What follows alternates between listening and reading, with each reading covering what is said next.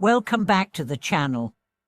I'm grateful you're here with me again as we uncover one of the most misunderstood yet profoundly transformative practices on the spiritual path.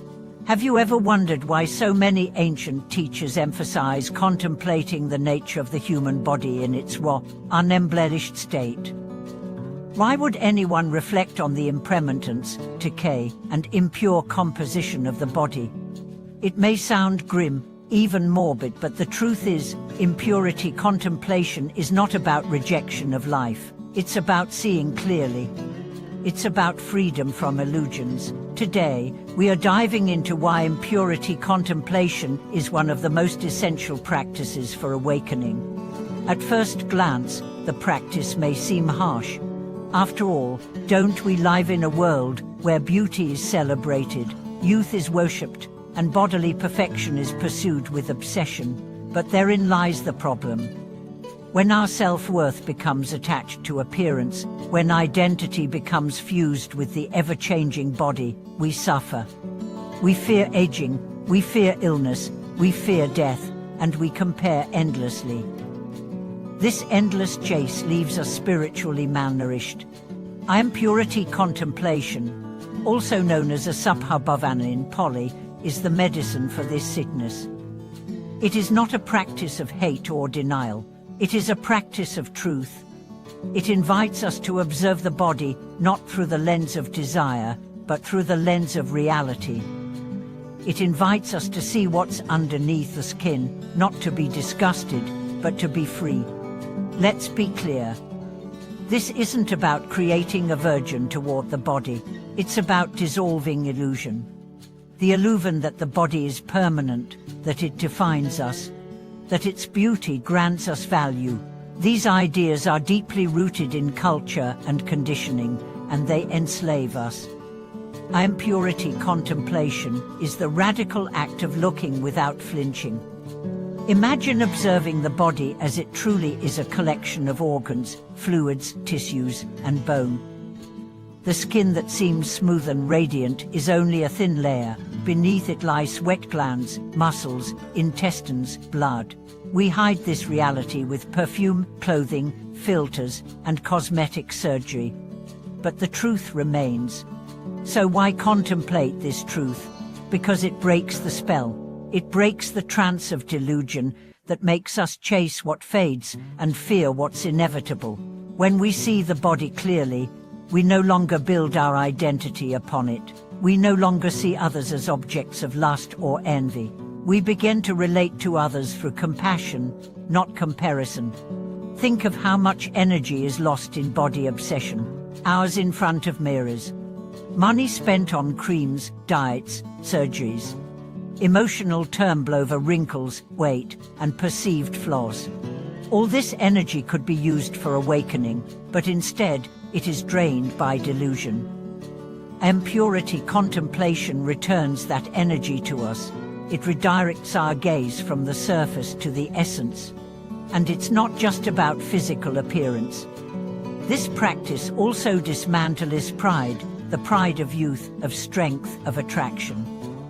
When you realize that every body, no matter how admired, follows the same fate, you humble, you soften, you stop clinging to what must decay.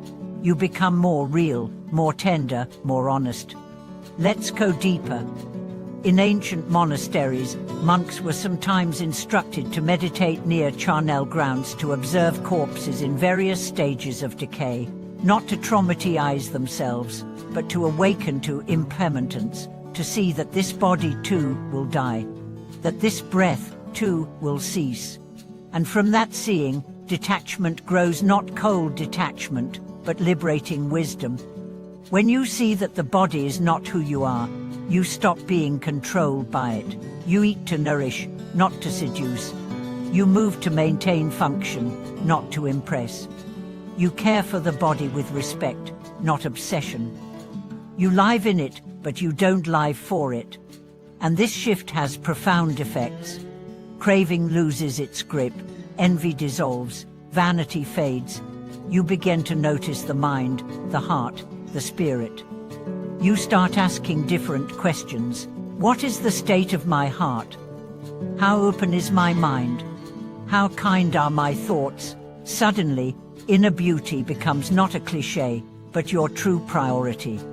Impurity contemplation also deepens equanimity. When you understand that everyone is made of the same fragile material, you stop putting people on pedestals, you stop fearing judgment, you stop being shocked by decline. You become steady, resilient, ready, because you've already made peace with reality. And it brings gratitude, not the kind born of sentiment, but the kind born of awareness. When you see the body's impermanence, you cherish it more, not as a trophy, but as a vehicle. You don't waste it on resentment or indulgence. You use it to serve, to awaken, to love. Every breath becomes a gift. Every heartbeat, a reminder of your temporary passport through this world. This is why impurity contemplation is not morbid. It is sacred. It's not a rejection of life, it's a deeper embrace. By seeing death clearly, you live more fully. By seeing the body's nature, you connect more deeply to the eternal. And let's not forget how this practice affects relationships.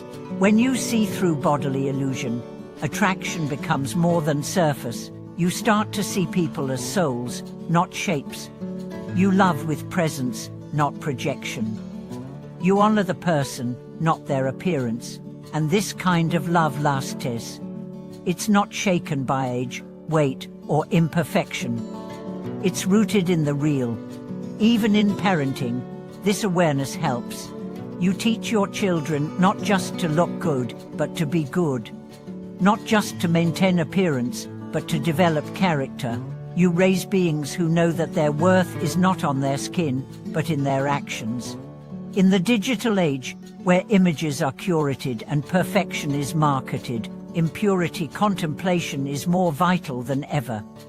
It's a rebellion against the lie that your value is based on how you look. It's a declaration that you are more than flesh, that your body is not your prison, but your temple. Practice this gently. You don't need to sit in gravipadis. You can begin by observing your thoughts. When you feel desire rise, ask yourself, what am I really seeking?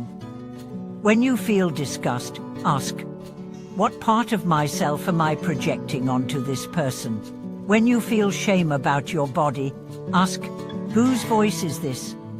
Is it mine, or a lie I inherited? And return, again and again, to truth, to breath, to stillness. Let the illusions fall. Let the false beauty standards dissolve. Let the mind rest in what doesn't decay: kindness, compassion, wisdom. Thank you for watching this video. If this message helped shift your perception, share your reflections in the comments. What does your relationship with your body look like? How has your awareness of impermanence affected your choices? Let's build a community that sees clearly, loves deeply, and lives wisely. And please, subscribe, like, and share this with someone who needs to hear that their worth is not in their face, their size, or their image, but in the truth of who they are.